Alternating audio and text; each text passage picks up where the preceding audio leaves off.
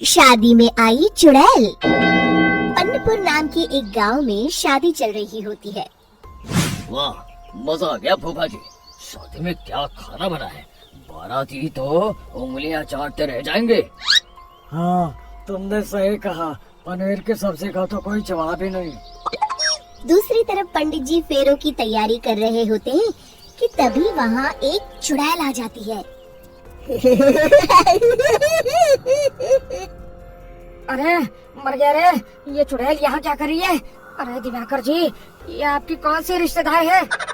अरे मुझे क्या पता, क्या भाग्यवान, कहीं ये तुम्हारे मायके से तो नहीं आई है।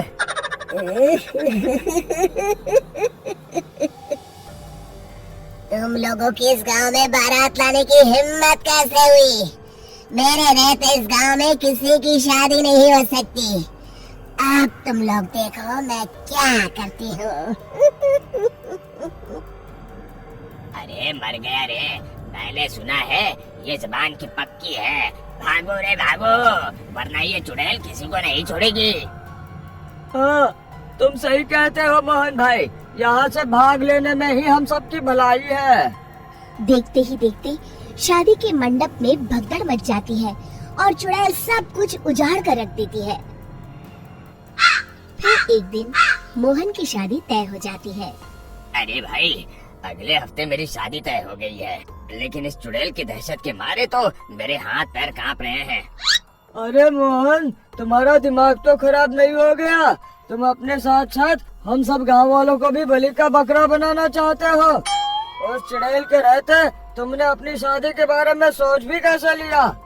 देखो गोपाल, डर तो मुझे भी लग रहा है, लेकिन उस चुड़ैल के डर से मैं जिंदगी भर कुंवारा तो नहीं रह सकता। तभी वहाँ मोहन के होने वाले ससुर आ जाते हैं। अरे ससुर जी आप? देखो, अब तक मैं तुम्हारा ससुर बना नहीं हूँ और शायद बनूंगा भी नहीं। ये आप क्या कह रहे हैं? मैंने तो शादी का कोड भी सिलवा लिया है। मैं अपनी बेटी की शादी किसी अच्छे गांव में कराना चाहता हूँ।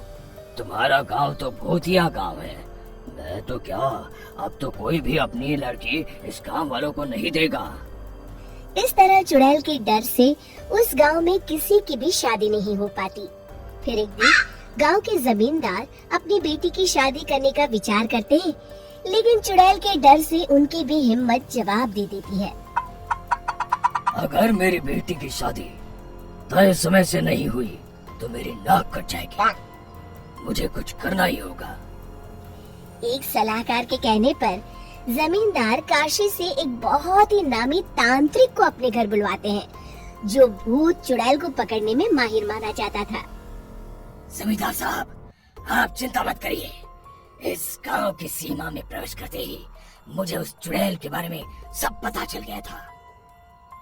आप उसे जल्दी से जल्दी कैद कर लीजिए ताकि मैं अपनी बेटी की शादी कर सकूं। जब वो चुड़ैल एक इंसान थी, तब ठीक उसकी शादी करने वाले दिन ही उसकी और उसके होने वाले पति की एक दुर्घटना में मौत हो गई थी। उसका होने वाला पति आज भी भूत बनकर जंगल में भटकता है। इसलिए जब तक चुड़ैल की शादी नहीं हो जाएगी, वो किसी और की भी शादी नहीं होने देगी। ये आप क्या कह रहे हैं?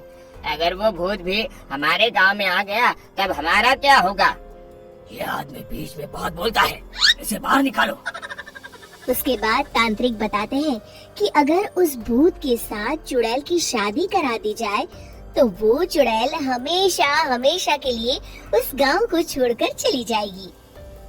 जमींदार साहब, आप अपनी बेटी की शादी की तैयारी शुरू कर दीजिए। मैं कुछ गांव वालों को अपने साथ लेकर उस भूत को ढूंढने जंगल की ओर जाता हूँ। इस तरह जमींदार निश्चित होकर अपनी बेटी की शादी करवाने लगते हैं, लेकिन तभी वहाँ चुड़ैल आ जाती है। मैंने तुम गांव वालों को समझाया था ना कि इस गांव में कभी कोई शादी नहीं करेगा।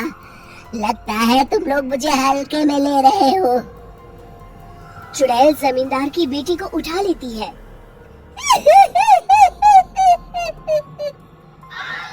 अब देखती हूँ बिना दुल्हन के तुम लोग शादी कैसे करोगे। मैं इसे अपने साथ ले जा रही हूँ। छोड़ मुझे पिताजी। अरे कोई मेरी बेटी को बचाओ। तभी तांत्रिक उस भूत को लेकर वहाँ पहुँचता है। अरे भाग्यवान, रुको, इन मासूमों को परेशान मत करो, मैं आ गया हूँ, अब तुम मेरे साथ चलो। चुड़ैल बहुत खुश हो जाती है। आप आ गए, चलिए अब हम मंदिर में चलकर शादी कर लेते हैं। अरे अरे अरे अरे, ये क्या कह रही हो? मंदिर में जाके दोबारा मरना है क्या? चलो, आज से हम जंगल में रहेंगे। चुड़ैल चली गई, अब मेरी शादी हो जाएगी। इस तरह सभी गांव वाले खुशी से झूमने लगते हैं। कहानी पसंद आई होगी? कृपया हमारे चैनल को सब्सक्राइब करें और सभी अपडेट्स के लिए बेल आइकन जरूर क्लिक करें। और हाँ, वीडियो लाइक और शेयर करना मत भूलिएगा। Bye bye.